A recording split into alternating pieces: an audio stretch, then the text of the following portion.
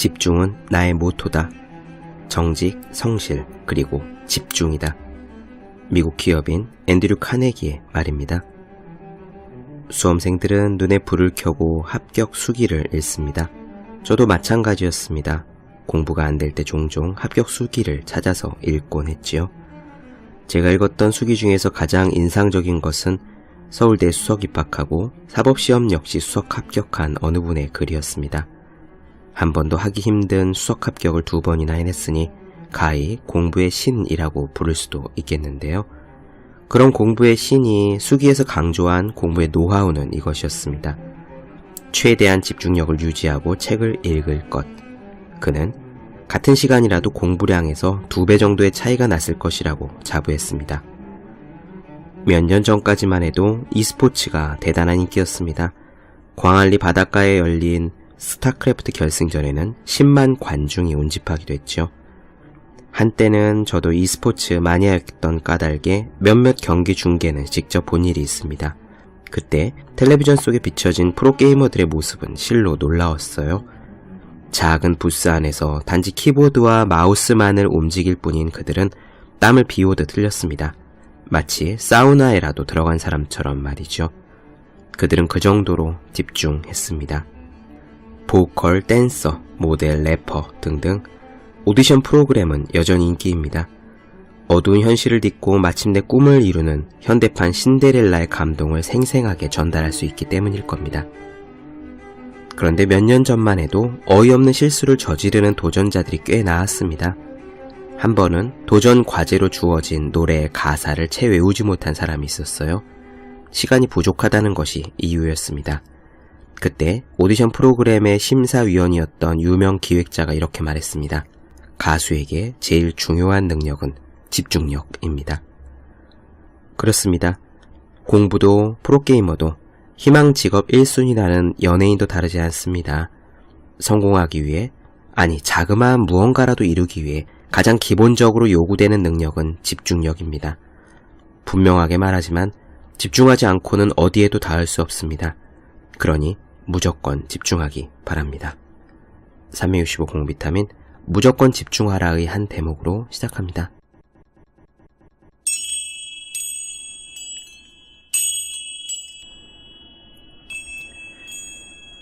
네, 안녕하세요. 본격 공부자극 팟캐스트 서울대는 어떻게 공부하는가 한지우입니다.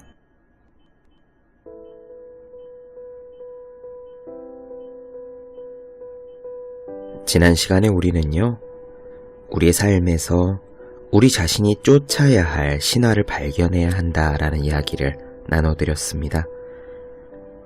과거에는 하나의 사회에서 하나의 단일 신화가 보통 주어져 있었어요. 중세 기독교 사회에는 신의 섭리를 따라야 하는 그런 신화가 주어져 있었고요. 조선시대 신분제 사회에는 과거 공부를 해서 합격하고 부모님께 효도하며 나라에 충성하고 그렇게 살아가는 것이 신화의 서사적 이야기로서 이미 주어져 있었습니다. 즉 삶을 어떻게 살아야 하는지가 이미 그 사회에서 합의된 상태로, 그리고 바꿀 수 없는 상태로 이미 존재했던 것이죠.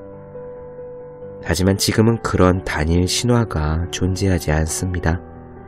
그나마 존재하는 우리 부모 세대 그리고 기성세대의 신화들조차 우리들에게는 이미 맞지 않고요. 또 지금 동시대를 살아가고 있는 사람들 각자가 마음속에 품고 있는 신화 또한 다 달라서 정작 우리들은 어떤 신화를 쫓아 인생을 살아갈 것인지 그 길을, 그 방향을 찾지 못한 채 방황하곤 합니다. 이런 것들을 일러 우리가 가치관의 혼란이다 라고 표현할 수도 있겠죠. 그러므로 우리는 이런 세상에서 우리들 자신의 신화를 찾아야 합니다. 오늘은요, 조세 캠벨의 블리스 내 인생의 신화를 찾아서의 마지막 시간이 되겠습니다. 요지는 이래요. 여러분들 자신의 신화를 찾아서 그 신화 속에 나오는 영웅의 삶을 살아라 라는 겁니다. 이것을 다른 말로 표현하자면 우리 자신의 운명을 개척하는 것이 될 거고 자기 자신이 되는 것일 수도 있으며 잠재력을 발휘하는 삶이라고 할 수도 있고 진정한 성공이라고 그렇게 이름 붙일 수도 있겠습니다. 우리에게 널리 알려진 친근한 파울로 코엘료의 연금술사라는 책에서 자아의 신화에 대해서 이야기한 적이 있죠. 코엘료는요, 우리가 진심을 다해 무언가를 소망하면 우주가 바로 그것을 도와준다라고 이야기를 했고 이런 것이 바로 자아의 신화다라고 했는데요. 이 자아의 신화 역시 바로 우리 자신의 신화, 우리가 살아야 할 우리들 각자의 영웅의 삶, 그것의 다른 표현이라고 저는 생각합니다. 오늘 이야기에서 캠벨은요, 자기 자신의 신화를 발견하는, 즉 운명을 발견하는 3가지 방법에 대해서 이야기를 할 겁니다. 물론 그 중에 하나는요, 신화 속에 나오는 상징, 그러니까 어떤 원형으로부터 영감을 받는 것입니다. 우리가 만약 이런 운명을 만난다면 우리는 그것에 사로잡힘으로써 바로 우리 자신의 운명, 우리 자신의 신화와 마주쳤다는 사실을 알 수 있을 거예요. 아, 이것이구나. 내가 이것을 위해 태어났구나 하고 말이죠. 마크 트웨인이었던가요? 이런 말을 했었습니다. 인생에는 중요한 날이 이틀 있는데 첫 번째는 태어난 날이고 두 번째는 왜 태어났는지 아는 날이다 라고요. 우리가 우리 자신의 신화와 만나는 날, 우리 자신의 운명을 발견하고 그것과 조우하는 날, 그 날은 바로 우리가 왜 태어났는지 아는 그 날이 될 겁니다. 물론 우리 자신의 신화를 발견하는 것은 대단히 가슴 뛰는 일이지만 그것을 발견하는 것만으로 끝나지는 않습니다. 사실 진정한 모험은 그때부터 시작되는 거죠. 신화를 발견하면은, 그래서 무언가에 사로잡히면 우리는 그 모험 안으로 뛰어들어야 합니다. 그런데 문제는 모든 모험이란 곧 익숙한 것들과의 분리를 의미한다는 사실이에요. 그것이 새로운 일에 대한 도전이 되었건, 한번 시도해보는 일이 되었건, 혹은 등록이든 출석이든 전화 한 통이든 간에 일단 우리 자신이 익숙하지 않은 그 세상으로 한 걸음 새롭게 떼는 것이 바로 모험의 의미가 되겠습니다. 그러므로 언제나 모험을 시작한다는 것은 낯설고 두려운 일일 수밖에 없어요. 그렇기 때문에 모험을 시작한 뒤에 그 뒤에는 절대로 즐거운 일만 일어나지 않습니다. 폭신폭신한 꽃길만 직선도로가 쭉 이어지지도 않습니다. 우리가 만약 우리 자신의 신화를 발견하고요, 그것에 뛰어들게 되면은 우리는 그 길에서 마치 영화 반지의 제왕이나 호빗에 나오는 것과 같은 넘어야 할 관문들, 싸워야 할 괴물과 적들, 마치 거미 괴물 같은 그런 위험들을 넘어가야 할 겁니다. 하지만 그러한 어려움들이 우리 인생에는 존재하고 있다는 것을 당연하게 받아들이는 힘, 그리고 그것들을 그냥 해결하는 데 우리의 모든 에너지를 집중할 수 있는 힘, 즉 스트레스를 받지 않고 그저 할 뿐인 상태가 되는 그러한 내공과 힘, 그런 것을 우리에게 주는 존재, 그저 해결에 집중하는 것이 답이라는 사실을 신화는 우리에게 알려주고 있는 거예요. 신화 속에 존재하는 유명한 영웅들 그리고 위인들을 꼽아보십시오. 아킬레우스건 오디세우스건, 삼국지에 나오는 유비, 조조, 관우건, 저 유명한 아더왕이건, 요즘 우리가 너무너무 좋아해서 스마트폰 케이스로 달고 다니는 아이언맨이나 스파이더맨 캐릭터가 되었건, 여러분들도 모두 아시지 않습니까? 고통 없는 영웅은 없다는 사실을요. 그렇다고 만약에 나는 고통이 무섭기 때문에 고통도 받지 않고 영웅도 되지 않겠다라고 그렇게 마음 먹는다고 해서 답이 있느냐? 그런 것도 아닙니다.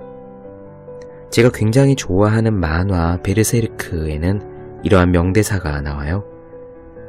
도망쳐서 도착한 곳에 낙원 따위는 없다라고요. 우리는 계속 앞으로 나아가야 합니다.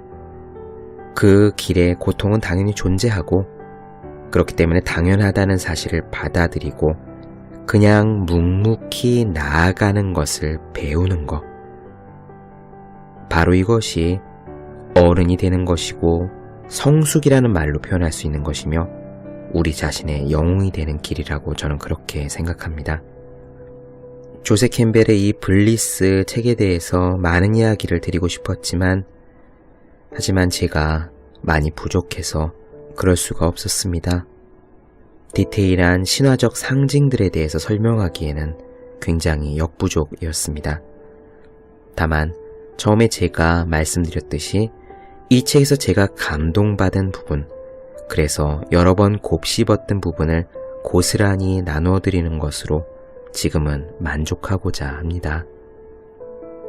부디 오늘까지 나누어드린 이 이야기들로 여러분들께서 여러분 자신의 신화를 찾는다는 것, 자신의 잠재력을 온전히 발휘한다는 것, 그리고 인생에서 만나는 고통과 위험과 두려움들이 인간으로 태어난 이상 누구나 마주해야 하는 당연한 존재라는 그런 생각을 하시는데 이런 이야기들이 도움이 될 수 있다면 저는 더할 나위가 없겠습니다. 캠벨의 마지막 이야기 시작하도록 하죠. 블리스, 내 인생의 신화를 찾아서 거기에 나오는 한 대목입니다. 길을 가다 보면 커다란 구렁을 만날 것이다. 있는 힘껏 뛰어넘어라. 그 구렁은 생각하는 것만큼 넓지 않을 게다. 사람은 누구나 자신의 운명을 개척할 자유와 의무가 있다. 우리는 각자 스스로 운명을 개척해야 하고 또 그렇게 할 수 있다. 물론 돈과 어느 정도의 지원 그리고 여유가 주어지는 것은 축복이다. 하지만 돈이 없는 사람들은 대신 위험을 무릅쓰고 도전하는 용기를 낼 수 있다. 이렇게 생각하면 본질적으로 돈은 그다지 중요하지 않을 수도 있다. 나는 경제의 형편이 다양한 학생들을 가르쳤는데 부자라고 해서 반드시 행복하진 않았다. 사실 부자들은 그들을 움직이는 것이 없다는 점에서 불행하다고 할 수 있다. 가능성과 재능과 돈을 가진 학생들은 종종 한량이 되곤 했다. 그들은 한 우물을 열심히 파거나 이것을 반드시 해내겠다는 식의 결의를 보이지 않는다. 뭔가를 조금 하다가 어려워지거나 전념해야 될 시기가 되면 그저 다른 곳으로 눈을 돌렸다. 그래서 결국 이것저것 건드려 보다가 아무것도 하지 못한다. 그에 반해 여유가 없는 젊은이들이 종종 신중하면서도 과감한 결정을 내리고 시작한 것을 끝까지 물고 늘어져 성취하곤 한다. 운명을 발견할 용기를 가진 사람에게 기회는 오는 법이다. 우리 자신의 운명을 발견하는 방법은 몇 가지가 있다. 첫 번째 방법은 지나온 삶을 돌아보는 것이다. 오래전에 쓴 일기나 메모를 읽어보자. 아마 놀라운 것을 보게 될 거다. 당신이 최근에 알았다고 생각하는 것들이 모두 그 속에 있을 것이다. 당신을 움직이는 것이 무엇인지 당신은 알게 될 것이다. 쇼펜하우어는 한 에세이에서 사람은 나이가 들어서 지나온 삶을 돌아보면 우연처럼 보이는 사건들이 이어져 마치 소설처럼 어떤 줄거리를 이루고 있다는 것을 알 수 있다고 말했다.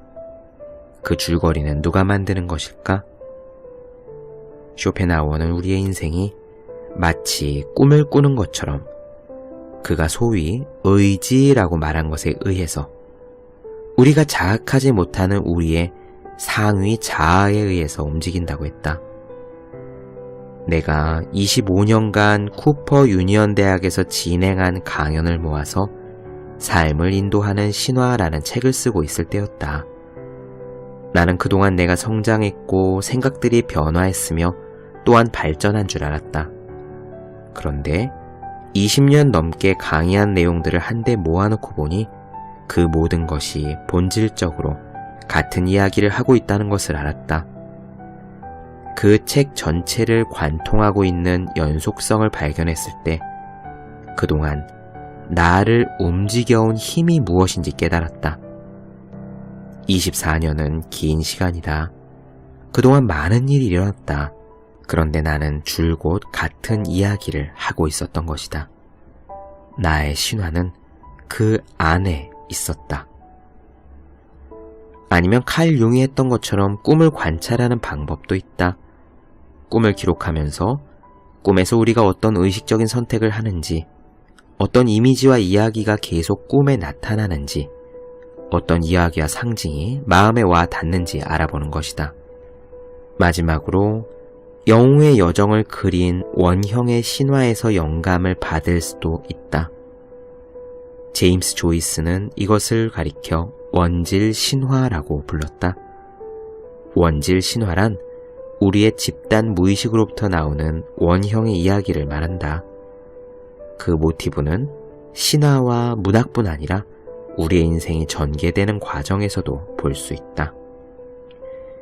영웅의 여정은 기본적으로 현재의 위치를 포기하고 모험의 영역 속으로 뛰어들어가 어떤 상징적인 목표를 달성한 후에 다시 원래 있던 자리로 돌아오는 줄거리를 갖고 있다. 그 첫 번째 단계는 지금 속해 있는 장소나 환경을 떠나는 것이다. 지금의 환경이 너무 힘들고 불편해서 떠날 수도 있고 아니면 모험의 유혹적인 부름에 끌려갈 수도 있다. 유럽의 신화에서는 종종 어떤 동물이 사냥꾼을 피해 달아나 어딘지 모르는 숲으로 들어가는 이야기가 나온다. 그 동물은 자신이 어디에 있는지, 어떻게 나가야 하는지, 또는 어디로 가야 하는지 모른다. 그렇게 해서 모험이 시작된다. 아니면 무언가를 잃어버리고 그것을 찾으러 모험의 영역으로 들어가기도 한다. 모험의 영역은 언제나 미지의 힘이 지배하고 있다. 아니면은 그 부름을 거부할 수도 있다. 모험으로부터 부름을 받았지만 이런저런 이유로 따르지 않는 것이다. 단지 두려움을 느껴서 거부할 수도 있다. 어쨌든 그 결과는 부름을 따라갈 때와는 아주 달라진다. 신화에서 만일 그러한 부름을 따라가면 위험한 모험에 뛰어들게 된다. 모험이 위험한 이유는 우리에게 익숙한 환경을 떠나야 하기 때문이다. 나는 이것을 문턱을 넘어간다 라고 표현한다. 우리의 의식이 무의식 세계로 넘어가는 것이다.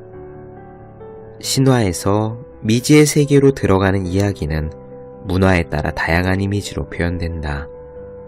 먼 바다를 항해하거나 사막을 건너가거나 어두운 숲속에서 길을 잃거나 낯선 도시로 간다. 위로 올라가거나 아래로 내려가거나 수평선 너머로 가기도 한다. 그리고 통로나 동굴 또는 충돌하는 두 개의 커다란 바위를 통과해서 미지의 세계로 들어가는 것이다. 인도에서 지낼 때 나는 최고의 스승을 만나고 싶었다. 환상과 모든 집착을 버려야 한다는 이야기는 20년 가까이 충분히 들었을 즈음이었다. 여기저기 수소문을 하다가 인도 남서부의 아름다운 소도시에 현자가 살고 있다는 소식을 들었다. 그의 이름은 크리슈나 메논이었다. 그리고 우여곡절 끝에 드디어 그 작은 남자를 나는 만날 수 있었다.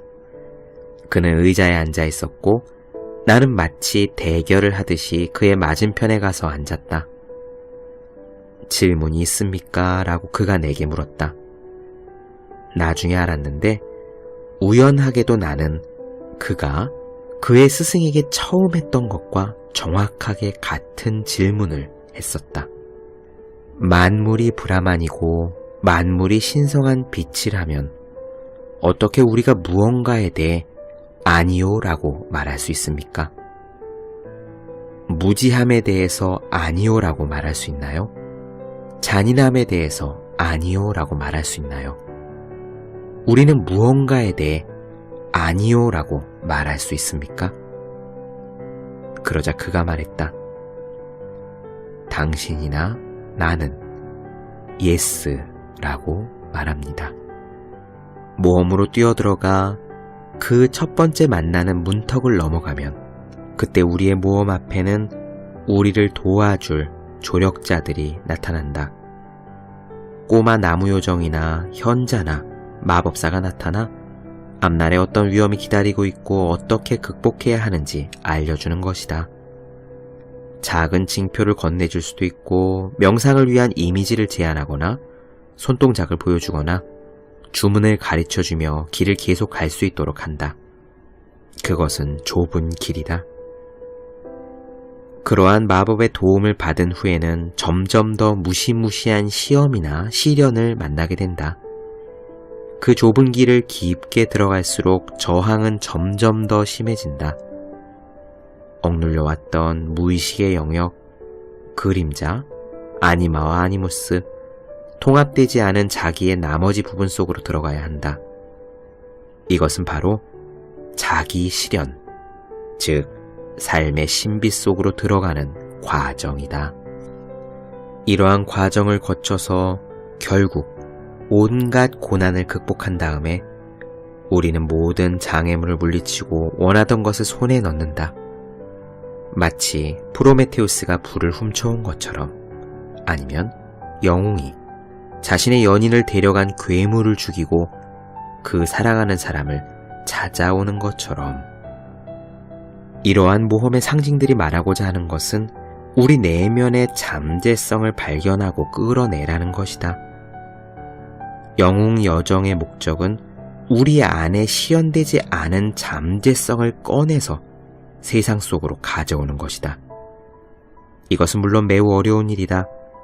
이 세상에 유익한 무언가를 가지고 돌아와서 인정을 받는 것은 우리 자신 속으로 깊이 들어가는 것보다 더 어려울 수도 있다. 이를테면 위스콘신 출신의 젊은이가 미술을 배우러 뉴욕에 간다고 하자.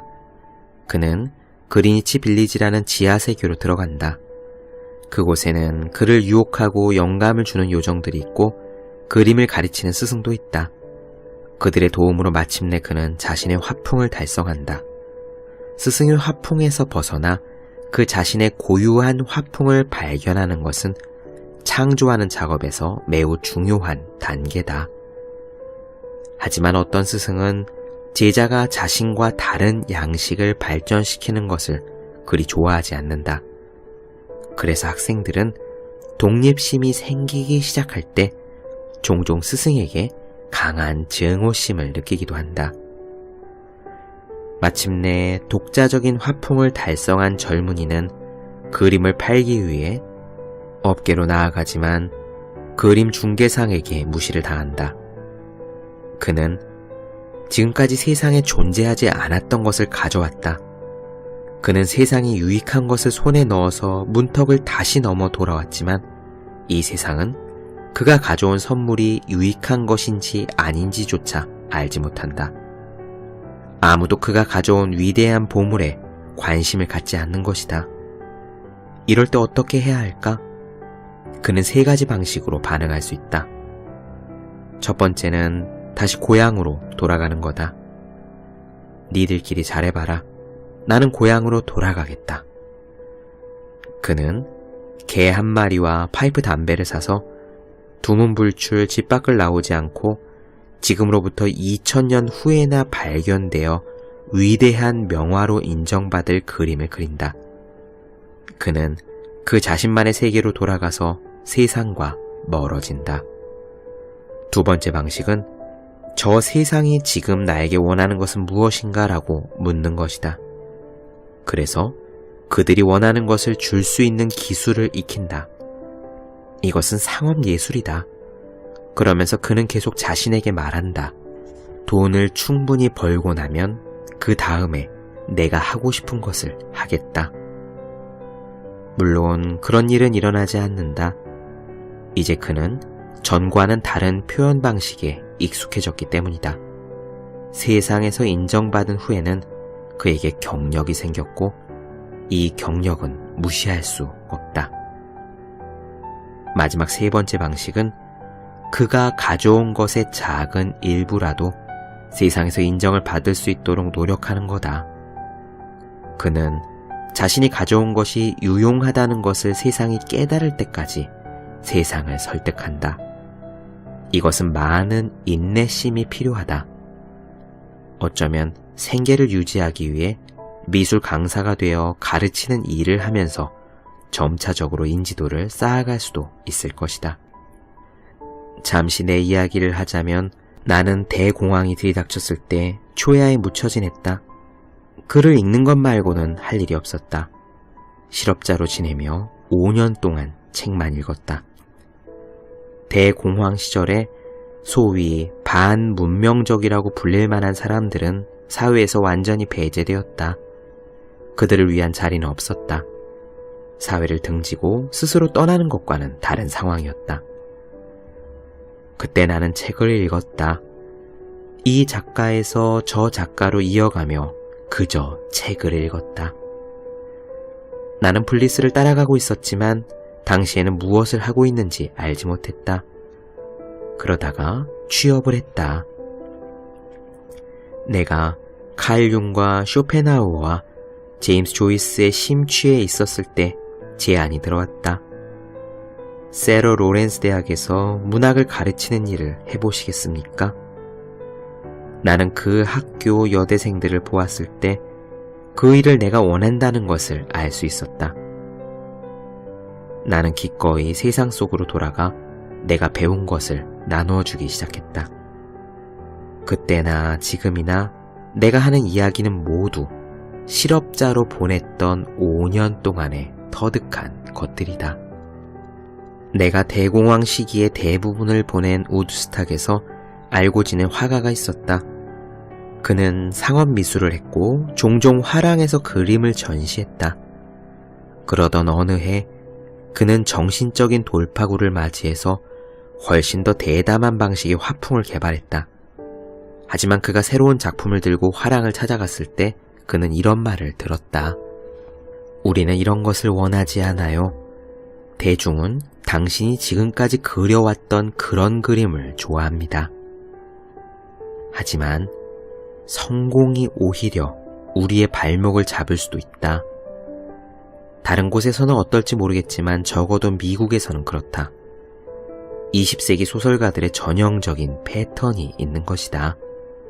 예를 들어 싱클레어 루이스, 시어도어 드라이저, 어니스트 해밍웨이, 스콧 피츠제럴드 같은 작가들은 초기에 재능이 엿보이는 작품을 쓰다가 갑자기 한 작품으로 대중의 주목을 받는다.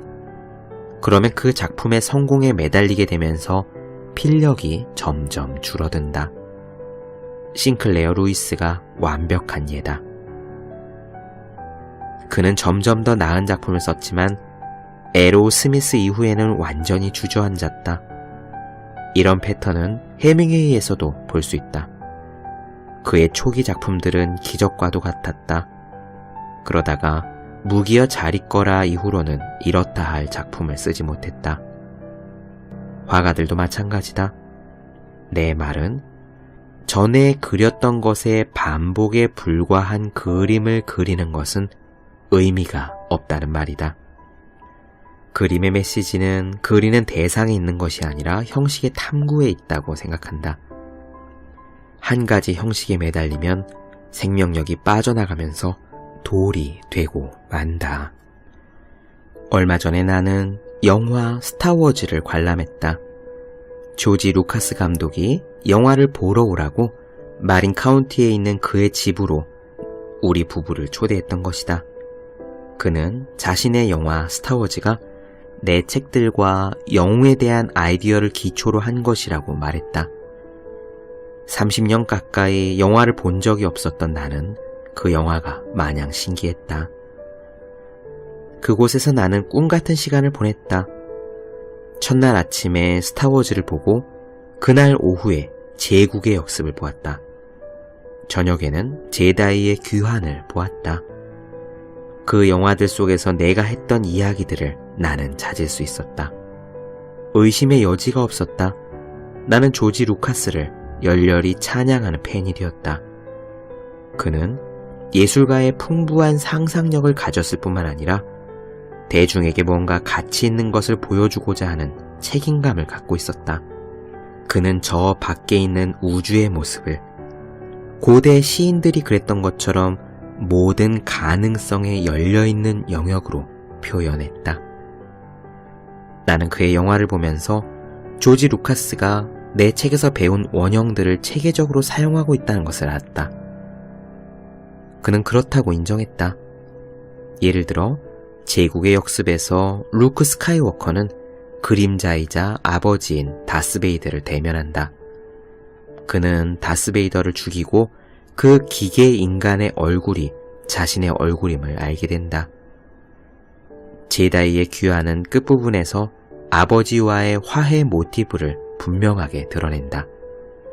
그 모티브는 스타워즈 시리즈 전체를 관통하고 있다. 그 시리즈는 사실 산막으로 된 연극과도 같다. 모험의 부름, 시련의 길, 그리고 마지막에 아버지와 화해하고 문턱을 넘어서 다시 돌아오는 것이다. 영웅의 신화는 블리스, 즉 희열을 환하게 보여주는 보편적인 패턴 중 하나다. 내가 생각하는 훌륭한 삶은 영웅의 여정을 따르는 삶이다.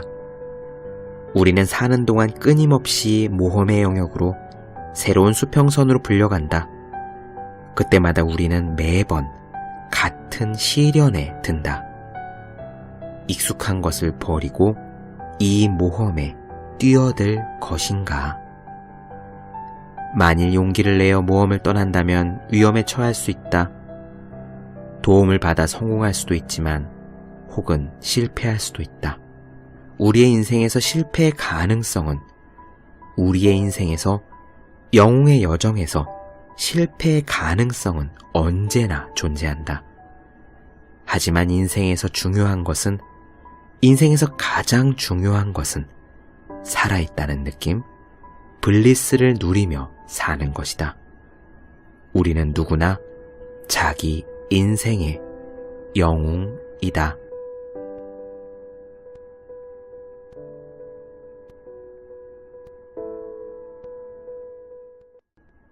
네, 본격 공부자극 팟캐스트 서울대는 어떻게 공부하는가? 오늘은 블리스 내 인생의 신화를 찾아서의 마지막 시간, 우리는 누구나 자기 인생의 영웅이다에 대한 이야기를 나눠드렸습니다. 더 많은 이야기가 궁금하신 분들, 질문사항 있으신 분들은 제 네이버 블로그 허생의 즐거운 편지 혹은 다음 카카오 브런치 한재우의 브런치를 찾아주시면 되겠습니다. 그리고 매일매일 공부하시는 분들, 여러분 주변에 매일매일 공부하시는 그분들을 위해서 하루 한 페이지씩 읽고 공부할 의욕을 북돋는 책, 보기만 해도 공부하고 싶어지는 365 공부 비타민을 선물해 주시면 좋겠습니다. 오늘 여기까지 할게요. 저는 다음 시간에 뵙겠습니다. 여러분 모두 열심히 공부하십시오. 저도 열심히 하겠습니다.